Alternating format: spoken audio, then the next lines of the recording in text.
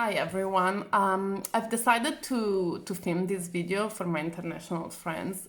Lately I'm receiving a lot of messages asking how is the situation in Italy and how we are. So I'd like to explain it a little bit. I really hope that with this video you can understand what it should be done in order to slow down this virus. In Italy, as of today, the situation is bad, real bad. We have over 10,000 people tested positive, which is 2,000 more than yesterday, 2,000 in one day.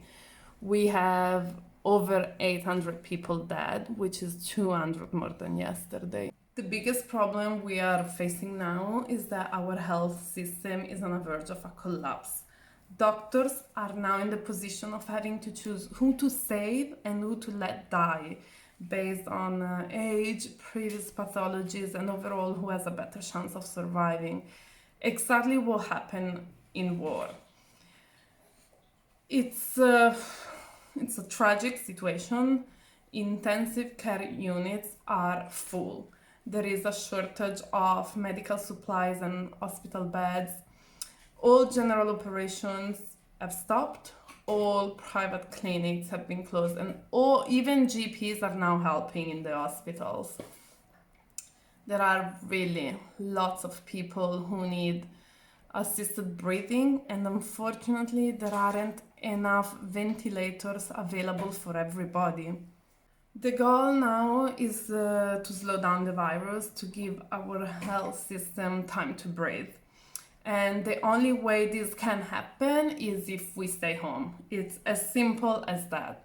Even if the disease itself doesn't scare us, we really should fear the rate of how it spreads. And it's not time to be selfish. This is time to really sacrifice our lives a bit, both socially and economically, in order, we need to understand that it's also just a limited time of period, and then we'll get back to normal. But let's not minimize the problem.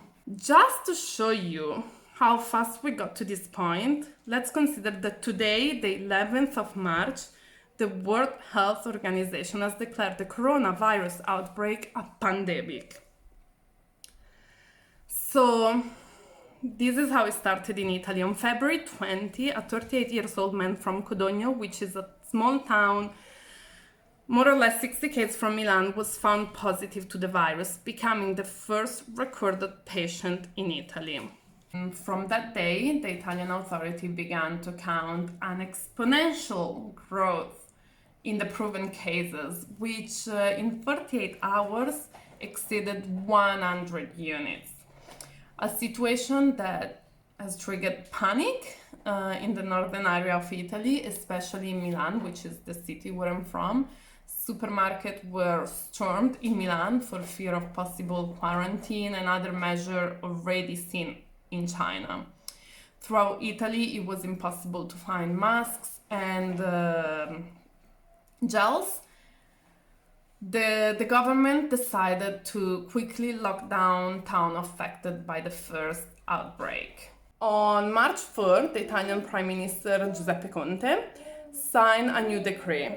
Schools and universities to be closed, and restrictions for museums, cinemas, and other public places. Precaution involved where possible to do smart working, to wash hands frequently, to avoid hugging and handshaking and public gathering. So, a lot of suggestions, but not many rules. At this point, not many Italians were taking this situation seriously. People were still going out for dinner, so shopping, lives didn't change much. And in fact, contagions did not decrease. So 4 days later, on the 8th of March, a new decree was signed, and it involves stricter rules. And the red zone covered the majority of northern Italy, including Milan, restricting traveling to, from, and within the affected areas. Funerals were banned, along with other cultural events. People were required to have at least 1 meter between each other in public locations such as restaurants and supermarkets. The problem is that a draft proposal was leaked to the press Saturday evening, just a few hours before the decree went into effect, resulting in panic with the soon-to-be quarantine areas. Heaps of people in Milan rushed out to leave the city on the last train on Saturday night as part of a rush in general to leave the red zone. Those were people who came from the south and were here to work or study and were returning to their families, putting their loved one at risk. And let's remember that the northern Italian health system is one of the best in Europe. So if our hospitals are about to collapse, I can't even imagine what would be happening in the south, where unfortunately the resources are not the same, not even close. On the following night, the coronavirus lockdown measures were being extended to the entire country. People would still be allowed to travel, but only for work, emergency, or health reasons. And any movements outside those permitted were not allowed. Today, 3 days, after the last decree, there has been a new one. And we're now taking drastic measures to slow down the expansion of this virus, which is absolutely necessary. However, it took us a long time to fully understand the severity of this situation. Until a few days ago, people were still going out to bars and restaurants or shopping. The majority of people were convinced it was just like a common flu that could affect only the elderly or people with a low immune system. But we now know that unfortunately there are lots of young and healthy people who are now intubated and in need of ventilation. People weren't taking quarantine seriously, and as a consequence, the situation escalated very fast. And as of today, the whole Italy is closed. Schools, restaurants, museums, gyms, parks, hotels, shops, shopping center, markets, everything is closed and has to be closed. Only supermarkets, chemists, and shops that sell first aids are allowed to be open. The whole Italy is in quarantine, and people are not allowed to leave their own home unless it's for an emergency or for work. And you need to show a permit if you are asked by the police.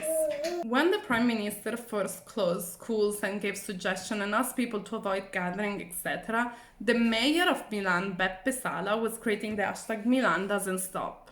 His tweet included a video showing people hugging, eating out, sitting in cinema, and just going about their lives. Only 4 days later, Milan was in a lockdown. Now the motto is the opposite. The new hashtag is I stay at home. This again is to show you how everybody at the beginning were ignoring and underestimating the situation.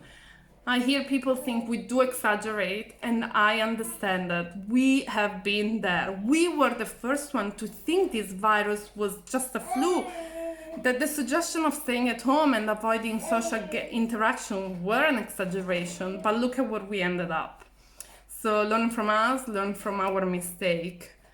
It's surreal that in just over 2 weeks, we've gone from a handful of cases in a barely known town of Codogno to the entire country of Italy in a lockdown. As only patients are allowed in hospitals, people are dying alone. They're begging their doctors to video call their loved one to give them a last grief. It is sad, incredibly sad. So avoid putting in danger other people, because maybe you are not affected, but someone next to you might be. Avoid going out if it's not necessary. Don't be selfish. It is the civic and moral duty of every person to take part in this effort to reduce this threat. So the Italian situation should be a wake-up call for the rest of Europe and the US. When all of this will be over, we really need to remember and thanking those who have worked, like doctors and nurses and the first responders and whoever works in hospital, because they have ridiculous income and yet they work crazy hours and risk their own lives to save ours. So I really hope you can be safe, and I'm sure I see you soon. Big kiss from Milan.